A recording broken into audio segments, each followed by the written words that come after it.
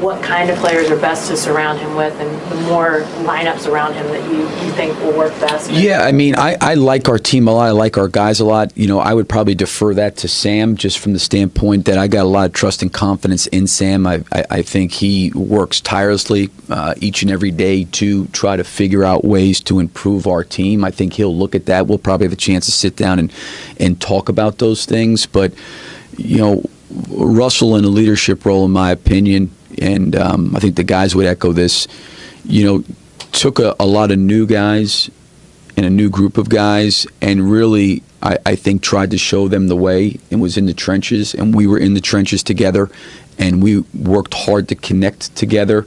And the biggest thing I can tell you about Russell, which is the most important thing to him, it's always about just guys going out there and competing. And he'll go to battle with anybody. And I feel like our guys, as a group and as a whole, did that.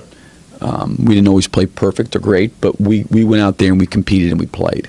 Billy, you mentioned that it's not going to be a quick process to get better for this team to go to the next level. How willing do you think Russell is to go through that process after already being through it once before?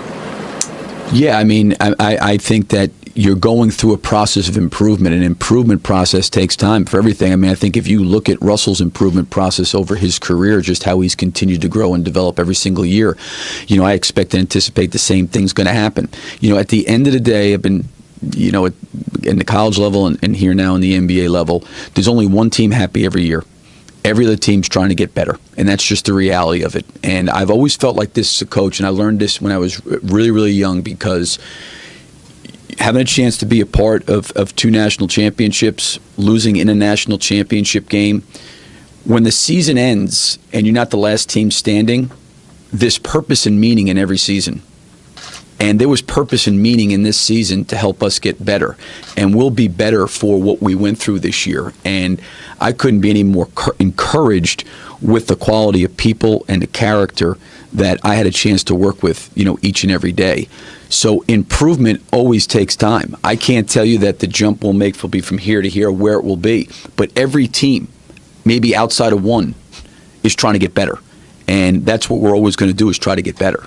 With the way the game is headed, it seems like Jeremy Grant's the type of guy that might have, you know, an important, prominent role moving forward. What would you challenge him to focus on heading into this summer? Yeah, I think his versatility, what he did, you know, in this series, it was unique because Ryan Anderson played some center spot for them, but, you know, he's played anywhere from the small forward spot to the center spot for us. I love his versatility. I think he got more and more comfortable as the year went on.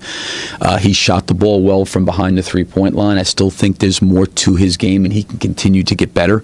I'm encouraged with him. And again, I think coming to a new team when he did, being traded, missing a lot of training camp. I mean, we had, you know, Jeremy, we had Doug, we had Norris, we had Taj. You know, those guys all missed training camp, and I couldn't have been more pleased with the way they came in. And you know, even Doug, Taj, and Norris coming in when they came in February, that's not easy. You know, it's not easy for Taj Gibson to come into a situation where he's, you know, been with an organization for his entire career, and now there's a change in the, you know, middle of the day, and now he's here in Oklahoma, and just his professionalism, the way he handled himself. Same thing with Doug, and the same thing with Jeremy. You know, he's gonna. I think these guys going through what they went through is only going to make them better. Did Jeremy prove he's maybe more power forward than small forward as the season went on for you guys? Well, he's got, yeah, I mean, he's got, I think there's certain times at the power forward spot, he's got some advantages, because one of his greatest strengths that probably people don't talk about is he's a terrific rim protector and he's a great shot blocker. And sometimes in those situations, he could be a little bit closer to the basket at that power forward spot to protect the rim than more so at the small forward spot. Assuming he's back, how do you get the most out of Ennis as this league sort of continues to evolve, more perimeter-oriented bigs, and just the way the game's changing? Well, I think you got to look at a couple things. The first thing is, one, is the Houston series, just calling it like it is, and I think any playoff series is about matchups, you know. And before Ennis hurt his forearm, I think everybody here would at least give to strong consideration that he was in the running for the sixth man of the year. So we would not have had the type of season with without Ennis that we had. The second part of that was playing Dallas last year in the playoffs and them doing some different things with Nowitzki playing him at the 4 and the 5. Going into that next series against San Antonio, if he's not on our team, we probably, don't maybe have a chance to advance to play against Golden State. If we were fortunate enough to pass and get by Houston, he would have been extremely prominent in the next round against, Memphis and or San Antonio. So I think the playoffs are about matchups, and just call it like it was. This was a tough matchup part, but also Ennis contributed an awful lot to our team to put us in a position to be in the playoffs with the way he played throughout the course of the season. So I think probably for him, he's a competitor. He wants to be out there like any of these guys do. But also, I think he also understands that sometimes those matchups can be difficult. That being said, you feel like you can play with two traditional bigs with Ennis and Steven on the floor, even as I feel like you have to be able to play multiple ways. This was a series where, I thought we did a really, really good job on Ryan Anderson in this series, and he's been a real prominent and important piece to their team. And, maybe he didn't have the impact on the series like he's had with their team during the course of the year. Maybe the next series he's a huge factor. But I do think you have to be able to play multiple ways. And, I don't think you can sit there and say, listen, we can never have a big lineup out there, because there's going to be times where you're going to need that. And there's certainly some times, certainly against Houston, we needed some small lineups out there. How much do you see Domantas having a bigger role on this team next year after what you saw from him his rookie year? Yeah, I don't really look at it that way. I look at it more that he gained an awful amount of experience. He obviously started a good portion of the season for us. He played a lot of minutes as a rookie on a really, really good team, which I thought was helpful. I think that he's going to be able to improve. I think anytime you're a rookie, you go through your first year, usually you make a pretty big jump, in my opinion, just experience-wise, with the length of the season, 82 games, the normal rhythm and pattern of an NBA season. I think he'll get better. How our team looks next year, I do feel totally confident that he'll be a strong factor to our team, going forward. Billy, the 10,000-foot view. Is there any point in the season where you felt this team turn the corner before the trade or after the trade, winning 7 out of your last 9? What's your take on just looking up that high at the whole season? Well, again, I think when you go back and look at the whole season, it was a season of, in a lot of ways, not playing with a full complement of roster, obviously. Victor Oladipo missed 9 games, with his wrist injury.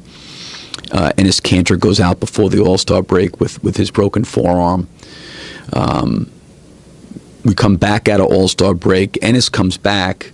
Victor goes out with a back. Then we had Norris, Taj, and Doug. And I think it took us some time. I think there was some games that we probably lost because we had some new pieces we were trying to integrate very, very quickly. So that's what I'm saying. With what this team did, with the injuries and the changes and all the different things that transpired during the course of the season, I think from your standpoint, Mike, the overall view, it was pretty remarkable what these guys did, because we had to battle through some different things throughout the course of the season. What Semaj did, here's a guy who's played in Europe, played in the D-League, and then all of a sudden here he is in the NBA, and at times playing in important games. There's, to me, as a coach, you because when you're not the last team standing, there's different things that you go through that make what you do every day extremely valuable. Being with Semaj last summer and seeing how he was in training camp and the growth that he made, for me as a coach, was really rewarding, because it was the hard road for him. It wasn't the easy road. It was the D-League. It was overseas. It was coming back. Is he going to make the team? Is he not going to make the team? It's Cameron Payne's hurt. He's the backup point guard. Now when Cameron comes back, he's out. And then Cameron's traded and Norris Cole comes in. He's back out. Then we come back with him. And his maturity as a young guy to put the team first, to do whatever I asked him to do of what I thought may be best for the team, and his ability to stay ready, for Kyle Singler at the end of the year to do what he did, going through long stretches where he did not play, was great. The unselfishness of Semaj, and what he did, I couldn't be any prouder of him, because what he went through this year wasn't easy. You know, to keep yourself ready, especially being young and it's your first year in the league. He did a great job. Do you regret at all not